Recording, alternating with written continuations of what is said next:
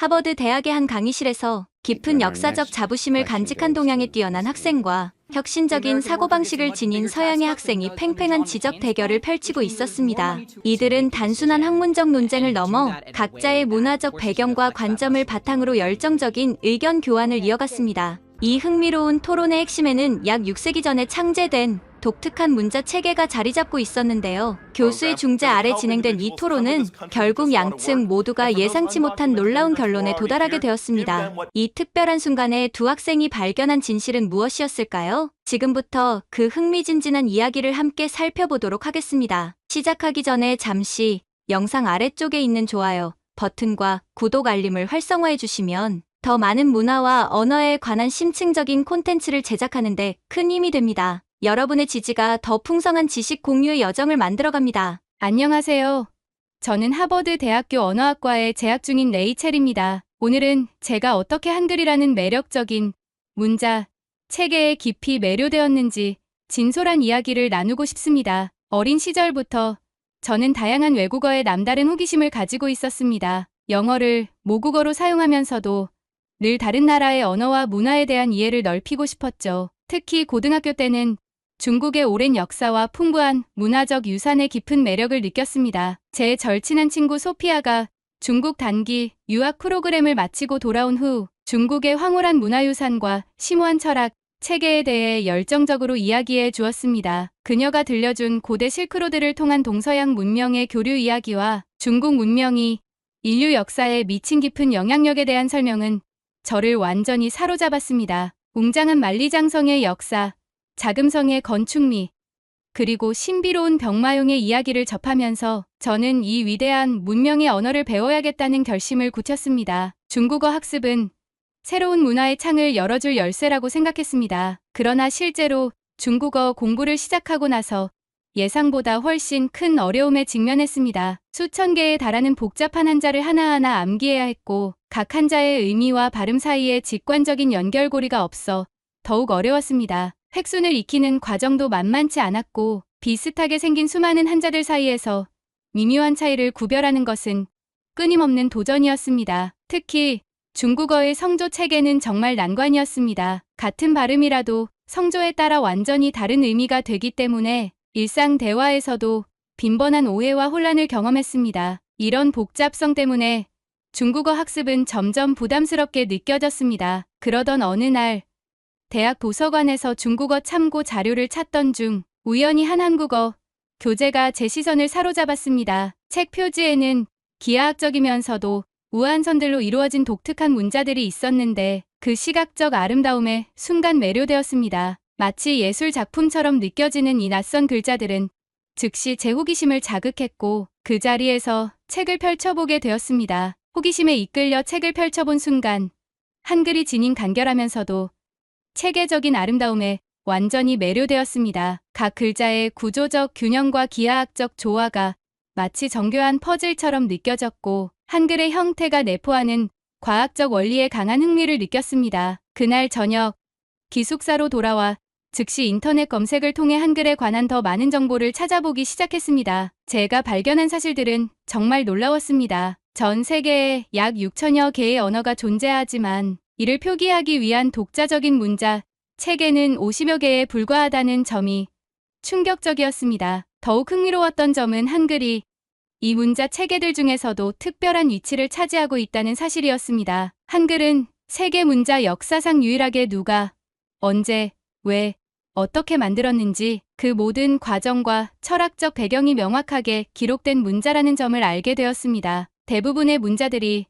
자연 발생적으로 생겨나거나 점진적인 변화를 거쳐 형성된 것과 달리 한글은 철저한 계획과 과학적 원리에 기반하여 의도적으로 창제된 문자였습니다. 한글에서 가장 인상적이었던 점은 어떤 미세한 소리까지도 정확하게 표현할 수 있는 뛰어난 음성학적 구조였습니다. 그동안 다양한 언어를 접해왔지만 이처럼 체계적이고 과학적인 문자 체계는 처음 접했습니다. 영어로는 바람 소리를 단순히 호시나 스웨시 정도로만 표현할 수 있는 반면 한글로는 살랑살랑, 휘잉, 쌩쌩 등 바람의 세기와 질감까지 섬세하게 구별하여 표현할 수 있다는 점이 경이로웠습니다. 또한 동물 소리를 표현할 때도 영어에서 새소리를 단순히 트윗으로 표현하는 것과 달리 한글은 짹짹, 귀귀, 꽃기호 등 다양한 동물의 소리를 매우 정교하게 재현할 수 있었습니다. 이러한 표현력은 한글의 과학적 설계가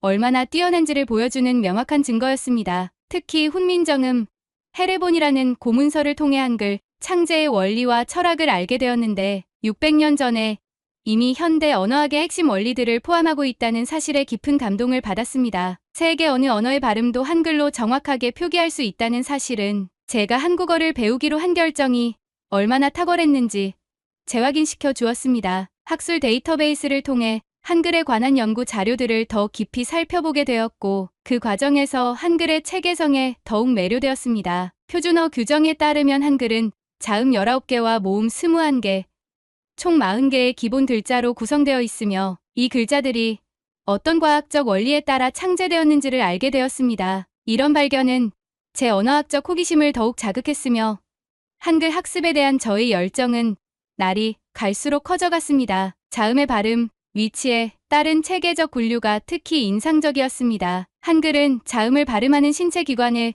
위치와 모양에 따라 아음목구멍 소리, 설음여 소리, 순음입술 소리, 치음이 소리, 후음목구멍 소리로 과학적으로 나누었다는 사실이 언어학도로서 매우 흥미롭게 다가왔습니다. 더욱 놀라웠던 것은 기본 글자에서 획을 더해가며 새로운 글자를 파생시키는 논리적인 방식이었습니다. 예를 들어 노에서 덜, 그리고 t로 발전하는 과정은 마치 수학적 공식을 보는 듯 체계적이고 일관성 있었습니다. 이러한 규칙성은 학습 과정을 훨씬 직관적이고 효율적으로 만들어 주었습니다. 한글 공부를 더 진행하면서 한글이 인도의 버머 산스크리트어와 상당한 유사점을 가지고 있다는 흥미로운 발견을 하게 되었습니다. 두 문자, 체계 모두 자음과 모음을 별도로 표기하는 표음 문자이며 발음 위치에 따라 소리를 체계적으로 분류한다는 공통점이 있었습니다. 이러한 유사성은 우연이 아닌 것 같았습니다. 역사적 자료를 더 조사하면서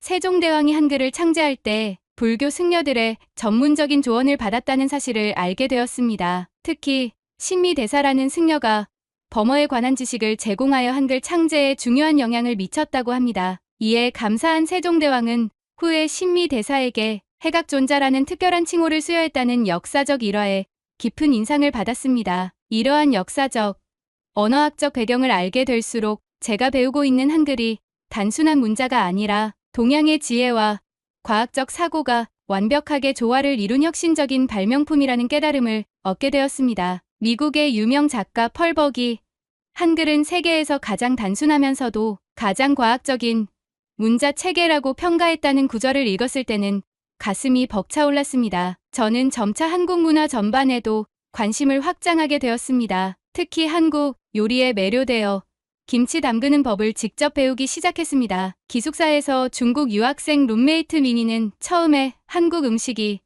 지나치게 맵고 특유의 냄새가 난다며 비웃었지만 제가 직접 만든 김치를 다른 친구들이 맛있게 먹는 모습을 보고는 그의 태도가 미묘하게 변화하기 시작했습니다. 비빔밥이나 불고기와 같은 다른 한국 요리를 친구들과 나눠 먹을 때마다 미니는 표면적으로는 중국 요리가 훨씬 우수하다고 주장했지만 나중에는 몰래 저에게 레시피를 물어보는 모습을 보며 예심 한국 음식에 관심이 생겼음을 알 수 있었습니다. 현재도 매일 한국어 학습에 시간을 투자하며 이 언어의 새로운 매력을 발견하고 있습니다. 룸메이트 미니는 여전히 중국어가 더 역사가 깊고 영향력 있는 언어라며 종종 비꼬는 말을 하지만 저는 그의 견해에 크게 신경 쓰지 않고 제 학습 여정을 이어가고 있습니다. 처음에는 단순한 호기심으로 시작한 한글 공부가 이제는 제 학문적 정체성의 중요한 부분으로 자리 잡았습니다. 한글의 과학적 원리와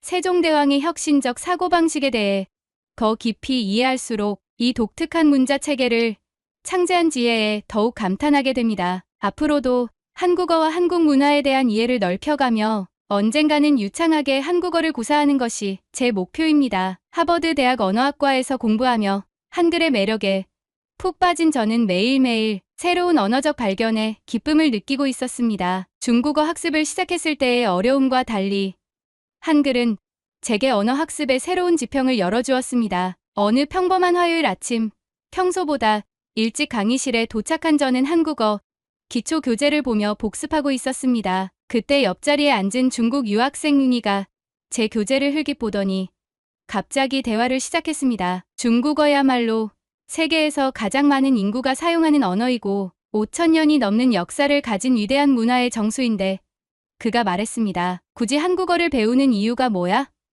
차라리 중국어를 계속하는 게 더 유익하지 않을까? 그는 자신의 주장을 이어갔습니다. 전 세계 화교 네트워크의 경제적 영향력을 생각해봐. 중국어만 할 줄 알아도 어디서든 경쟁력이 있어. 실리콘밸리의 유명 기업들도 중국계 리더들이 얼마나 많은데 한국어는 한국에서나 쓸 수 있을 뿐이잖아. 저는 침착하게 제가 한글을 배우면서 발견한 기본적인 사실들에 대해 설명했습니다. 특히 자음과 모음의 논리적 조합으로 다양한 소리를 정확히 표현할 수 있다는 점, 그리고 영어 발음도 한글로 상당히 정확하게 표기할 수 있다는 점을 강조했습니다. 비록 아직 초보 단계이지만 한글이 지닌 과학적 체계와 효율성에 대해 설명하려고 노력했습니다. 그러나 민희는 여전히 회의적이었습니다. 그래도 중국어는 동아시아 문화의 근원이야. 최근 한류나 K-팝이 인기 있다고 해서 갑자기 한국어를 배우겠다는 건 단순한 일시적 유행 아닐까?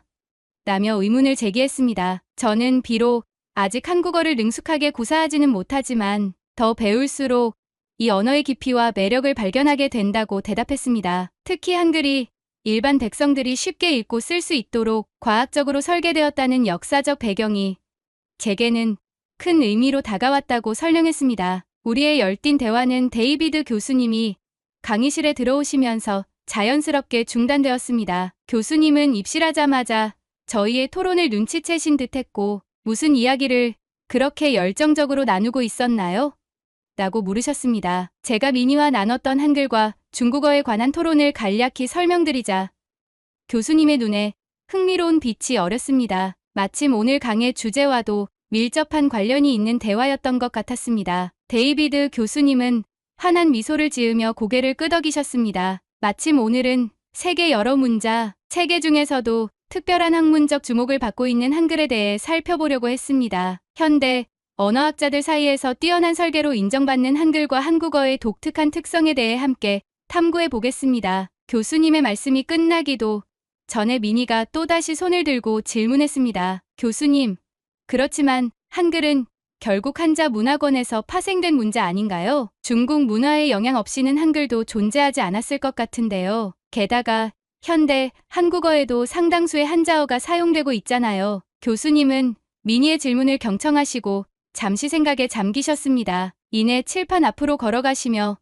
마치 이 질문을 예상하고 준비해온 것처럼 체계적인 설명을 시작하셨습니다. 문자란 단순한 기호, 체계가 아닙니다. 그 문자를 만든 사람들의 철학적 사고방식, 과학적 지식, 그리고 문화적 가치관이 총체적으로 반영된 지적 창조물입니다. 한글은 특히 그 창제 과정과 원리가 명확하게 기록으로 남아있는 세계적으로 희귀한 사례입니다. 교수님은 칠판에 간단한 도표를 그리시며 설명을 이어갔습니다. 민희 학생의 지적처럼 한국어 어휘에는 한자에서 파생된 단어가 많은 것이 사실입니다. 그러나 이은 영어가 라틴어, 그리스어, 프랑스어 등에서 유래한 단어들을 다수 포함하고 있는 현상과 본질적으로 같은 맥락입니다. 언어의 어휘적 기원과 문자 체계의 독창성은 별개의 문제입니다. 언어학적 관점에서 문자 체계의 우수성은 그 기원이 아닌 독창적 설계와 실용성에 있습니다. 저는 교수님의 명쾌한 설명을 들으며 제가 직접 경험했던 한글의 실용적 측면이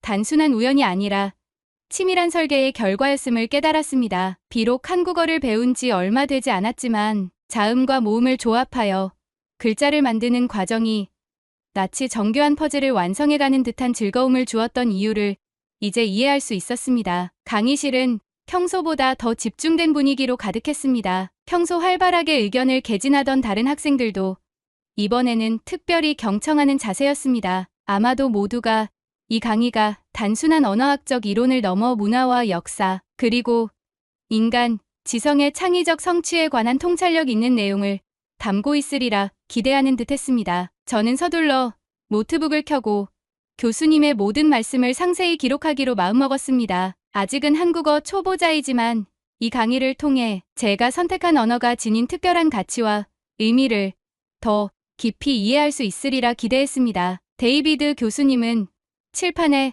한글의 기본 자음과 모음을 정성스럽게 그리시며 설명을 계속하셨습니다. 한글은 1443년 세종대왕의 주도로 창제되었고 1446년에 공식적으로 반포되었습니다. 그 창제 과정과 원리는 훈민정음 해례본이라는 역사적 문서에 상세히 기록되어 있습니다. 이런 명확한 기록은 세계 문자 역사에서 매우 독특한 사례입니다. 교수님은 한글의 창제 원리를 설명하시면서 각 자음이 발음, 기관의 모양을 본떠 만들어졌다는 점과 모음이 하늘, 땅의, 사람이을 상징하는 철학적 개념에 기초했다는 점을 강조하셨습니다. 이는 단순한 기호 체계가 아닌 우주관과 과학이 결합된 독창적 창조물이라는 것을 보여주는 증거였습니다. 민희는 여전히 의구심을 거두지 않고 다시 한번 손을 들었습니다. 그래도 교수님, 한자는 수천 년의 역사를 자랑하는 문자 체계입니다. 겨우 600년 정도의 역사밖에 없는 한글과는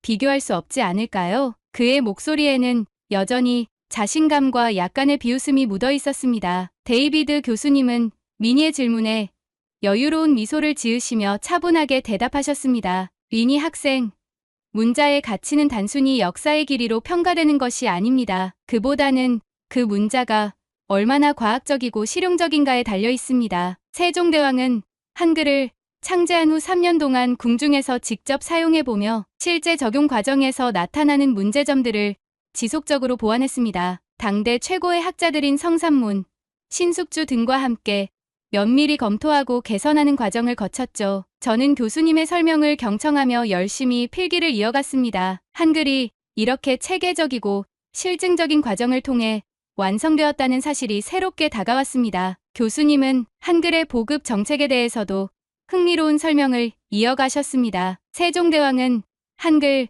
반포 이후 하급관리 선발시험에 한글 시험을 포함시켰고 일반 백성들도 관청에 제출하는 공문서를 한글로 작성할 수 있게 허용했습니다. 심지어 복잡한 법률 내용도 한글로 번역하여 누구나 이해할 수 있도록 했지요. 이는 당시로서는 혁명적인 정보 민주화 조치였습니다. 민희는 다시 한번 끼어들었습니다. 그렇다면 왜 조선은 끝까지 한자를 완전히 버리지 못했나요? 지금도 한국에서는 많은 한자어를 사용하고 있잖아요. 데이비드 교수님은 단호하게 대답하셨습니다. 민희 학생, 영어도 라틴어와 그리스어에서 유래한 수많은 단어를 사용하고 있습니다. 하지만 그렇다고 영어의 가치와 독창성이 떨어진다고 말할 수 있을까요? 한글의 혁신성은 문자 체계 자체의 독창적 설계에 있습니다. 자음은 발음, 기관의 모양을 본떴고 모음은 천지인티엔티런 삼재산 사이를 기본 개념으로 만들어졌습니다. 이는 전 세계 문자 체계 중에서도 찾아보기 힘든 과학적이고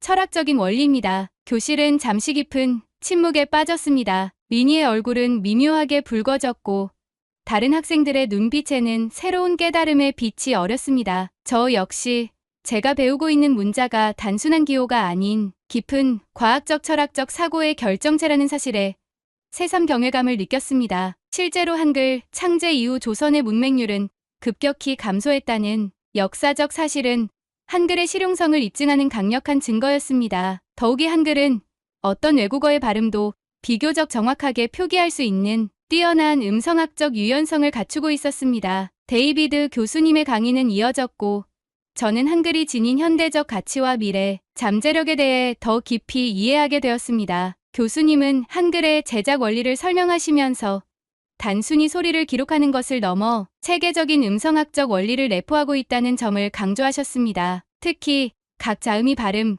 기관의 모양을 형상화했다는 사실은 한글이 얼마나 과학적으로 설계되었는지를 보여주는 명백한 증거였습니다. 저는 점차 한글이 단순한 문자 체계가 아닌 인간의 지혜와 과학적 사고가 결합된 독창적 발명품이라는 인식을 강하게 갖게 되었습니다. 디지털 시대에 접어들면서 한글의 효율성과 체계성은 더욱 빛을 발하고 있었습니다. 컴퓨터와 모바일 기기에서의 타이핑 효율성, 디지털 문자 인식의 정확도, 그리고 인공지능 언어 처리 분야에서 한글은 뛰어난 성능을 보여주고 있다는 최신 연구 결과들이 교수님의 설명을 통해 소개되었습니다. 데이비드 교수님은 한글에 대한 세계 학자들의 평가를 소개하시며 강의를 이어가셨습니다. 칠판에는 다양한 국제 언어학자들의 평가가 하나씩 정리되었고 그 중에서도 독일 함부르크 대학의 프리드리히 샤세 교수가 한글을 인류 역사상 가장 뛰어난 문자라고 극찬한 내용이 특히 주목을 끌었습니다. 더욱 놀라웠던 것은 문맹률에 관한 통계 자료였습니다. 미국을 비롯한 선진국들도 여전히 일정 수준의 문맹률을 보이는 반면 한국은 거의 0%에 가까운 문맹률을 기록하고 있다는 사실이 제시되었습니다. 이는 한글의 과학적 설계와 쉬운 학습성이 만들어낸 획기적인 교육적 성과였습니다. 민희는 자리에서 몸을 앞으로 기울이며 다시 한번 반박을 시도했습니다. 하지만 교수님, 현재 세계 경제에서 중국어의 영향력을 고려해보세요. 중국의 GDP는 한국의 몇 배에 달하고 실리콘밸리의 수많은 기업 임원들도 중국어를 배우고 있다고 들었습니다. 결국 언어는 실용적 가치가 중요한 것 아닌가요? 데이비드 교수님은 여유로운 미소를 지으시며 평온하게 대답하셨습니다. 경제적 가치와 영향력은 시대와 상황에 따라 변할 수 있습니다. 하지만 문자 체계의 과학적 우수성은 불변하는 가치입니다. 케임브리지 대학 출판부에서 발간한 한국어의 역사는 한글의 언어학적 가치를 매우 높게 평가했으며 일본의 저명한 언어학자 노마히데키 교수는 한글을 지식혁명을 촉발한 문자라고 극찬했습니다. 오후에 따스한 햇살이 강의실 창문을 통해 비치는 가운데 저는 교수님의 설명에 완전히 몰입하여 필기를 계속했습니다. 교수님은 현대 사회에서 한글의 영향력과 확산에 대해서도 상세히 설명하셨습니다. K-팝의 세계적인 성공과 함께 방탄소년단 BTS과 같은 글로벌 스타들의 영향으로 전 세계의 젊은이들이 한국어를 배우기 시작했다는 최신 통계 자료가 제시되었습니다. 이는 단순한 문화적 유행을 넘어 한글이 가진 매력과 학습 용이성이 결합된 결과였습니다. 특히 디지털 시대에서 한글의 효율성과 적응력이 더욱 빛을 발하고 있다는 점이 인상적이었습니다. 컴퓨터 키보드 입력 속도, 인공지능의 언어 처리, 정확도, 디지털 폰트 디자인의 미학적 측면에서 한글은 뛰어난 성능을 보여주고 있었습니다. 민희는 고개를 절레절레 흔들며 마지막 반박을 시도했습니다. 그래도 이건 단지 일시적인 유행일 뿐입니다. 한때 일본 문화도 전 세계적으로 인기를 끌었지만 지금은 어떻게 되었나요? 그러나 교수님은 노벨상 수상자인 UCLA의 제레드 다이아몬드 교수의 말을 인용하며 단호하게 응답하셨습니다. 세계 언어학자들이 한글을 가장 뛰어나게 설계된 문자 체계로 평가하는 것은 단순한 유행이 아닙니다. 이는 문자가 지닌 본질적 가치와 과학적 우수성에 대한 객관적 평가입니다. 강의가 진행될수록 저는 한글이 지닌 특별한 가치와 의미를 더욱 깊이 이해하게 되었습니다. 한 다국적 기업이 단 2년 만에 직원들에게 한글을 가르쳐 업무에 활용할 수 있게 되었다는 사례는 제가 직접 경험한 한글 학습의 효율성을 뒷받침해주는 증거였습니다. 저 역시 불과 몇 개월 만에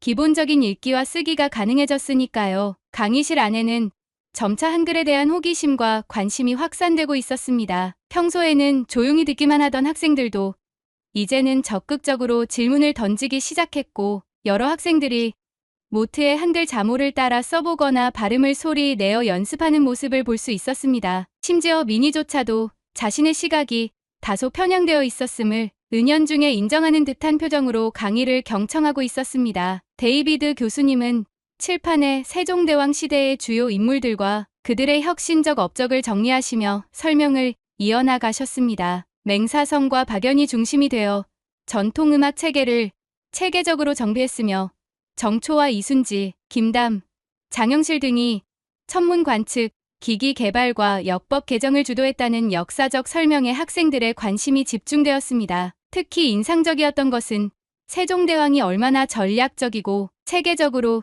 인재를 발굴하고 활용했는지에 대한 내용이었습니다. 각 분야의 전문가들을 적재적소에 배치하여 조선의 문화와 과학기술을 혁신적으로 발전시켰다는 설명은 현대의 리더십 이론과도 맞닿아 있다는 생각이 들었습니다. 교수님은 세종대왕이 단순한 문자 창제를 넘어 백성들의 실질적인 삶의 질 향상을 위해 어떻게 끊임없이 노력했는지 설명하셨습니다. 농사직설의 편찬을 통해 농업기술을 체계화하고 시간과 계절의 변화를 더 정확히 이해할 수 있는 과학적 도구들을 개발함으로써 실용적 지식의 보급에 힘썼다는 점은 매우 인상적이었습니다. 이러한 설명에 민희가 다시 한번 손을 들었습니다. 교수님, 중국에는 공자, 맹자를 비롯한 수천 년간 이어져 온 위대한 철학적 전통이 있습니다. 조선의 세종이라는 한 왕을 이토록 높이 평가할 필요가 있을까요? 게다가 민본 사상도 원래 중국에서 비롯된 것 아닌가요? 교수님의 표정이 잠시 굳어졌지만 곧 차분한 목소리로 대답하셨습니다. 미니 학생, 사상과 철학의 진정한 가치는 그것이 얼마나 실질적으로 구현되고 실천되는가에 달려 있습니다. 세종대왕은 민본 사상을 단순한 이론적 개념이 아닌 구체적인 정책과 제도로 실현시킨 뛰어난 실천가였습니다. 미니가 다시 반박하려 했지만 교수님은 이번에는 더욱 확고한 어조로 말씀하셨습니다. 세종대왕은 단순히 새로운 문자를 만든 것이 아닙니다. 그는 백성과 임금과 국가가 하나라는 철학적 비전을 가지고 있었습니다. 농업, 기술 발전부터 천문 관측, 법제 정비에 이르기까지 모든 혁신의 근본에는 백성들의 복리 증진이라는 일관된 목표가 있었습니다. 더욱 놀라운 것은 세종대왕의 이러한 혁신적 업적들이 현대 사회에서도 여전히 유효하고 가치 있게 평가받고 있다는 점이었습니다. 교수님의 설명에 많은 학생들이 공감하며 고개를 끄덕였습니다. 한글의 과학적 원리와 체계는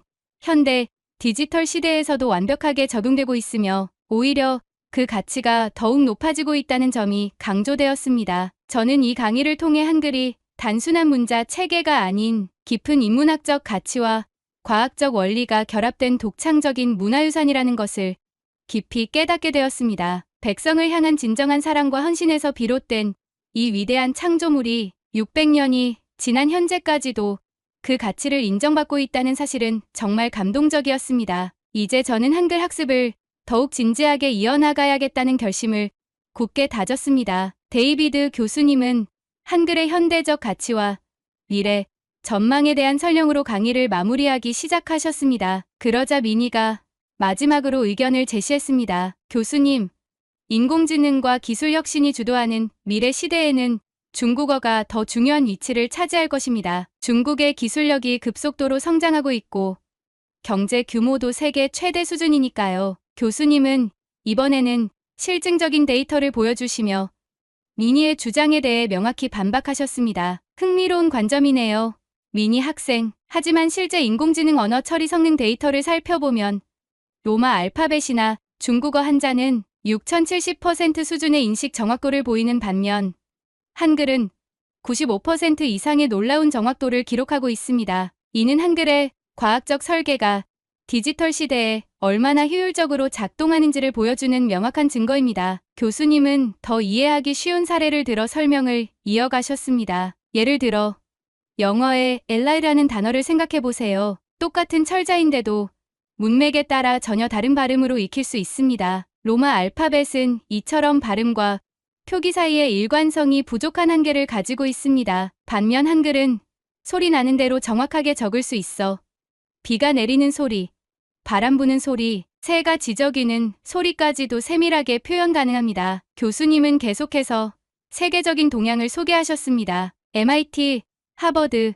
스탠퍼드 같은 세계 유수의 대학들에서 언어학자들이 한글의 과학성을 높이 평가하고 있으며 특히 인공지능 시대에 한글의 자음과 모음 조합, 체계가 갖는 효율성에 주목하고 있다는 점을 강조하셨습니다. 가장 놀라웠던 것은 에티오피아의 아므하라어 입력 시스템 개발 사례였습니다. 에걸이라는 기업이 한글의 자음과 모음 조합 원리를 응용해 새로운 디지털 입력 시스템을 개발했는데 이는 현지에서 국민 키보드로 불릴 만큼 큰 성공을 거두었다고 합니다. 교수님은 이어서 한글의 미래 가치에 대해서도 흥미로운 전망을 제시하셨습니다. 현재 전 세계에는 약 6,900여 개의 언어가 존재합니다. 이 중 23개의 주요 언어를 약 38억 명이 사용하고 있습니다. 그런데 흥미롭게도 여러 미래학자들과 언어학자들이 AI 시대에는 한글이 세계 공용어로서의 잠재력을 가지고 있다고 예측하고 있습니다. 특히 인상 깊었던 것은